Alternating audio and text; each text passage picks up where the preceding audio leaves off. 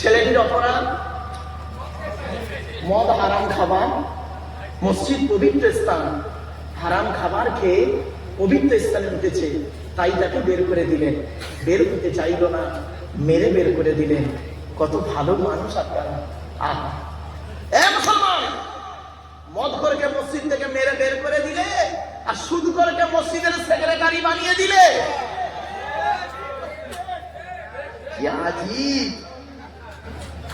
মদখোরকে মসজিদ থেকে মেরে বের করে দিলে আর জেনাখোরটাকে সভাপতি বানিয়ে দিলে।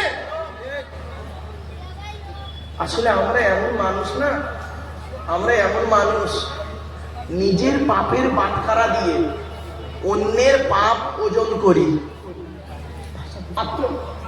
পাথর আমি আমরা বলি বাটখারা, বলো ওই নিজের পাপের পাথর দিয়ে নিজের পাপ ওজন করি না, আমরা অন্যের পাপ ওজন করি।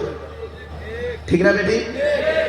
নিজের পাপের বাটখারা দিয়ে পাথর দিয়ে অন্যের পাপ ওজন করি। আমরা এমন মানুষ, আমরা এমন মানুষ না।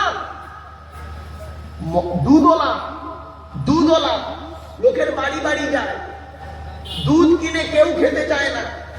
মদওয়ালা দোকান দিয়ে বসে আছে নওগাঁয়, ও মোটর সাইকেলে তেল পুড়িয়ে মদ কিনে খেয়ে মারামারি করে রমজান মাসে হাজি সাহেবের বেটা লকাবে থানায় চুপ মেরে বসে আছে। দুধওয়ালা কোথায় গিয়েছিল? ওর বাড়ি গিয়েছিল। আমরা এমন মানুষ না, আমরা দুধওয়ালাকে বলি এই দুধে পানি দিসনি তো, আর মদে পানি ঢেলে খাই। আমরা এমন মানুষ না, 100 টাকার চোরকে গাছে বেঁধে মারি, 100 টাকার চোরকে গাছে বেঁধে মারি, 1000 কোটি টাকার চোরকে স্টেজে তুলে ফুলের তোড়া দিয়ে সংবর্ধনা দিয়ে স্যালুট জানাই।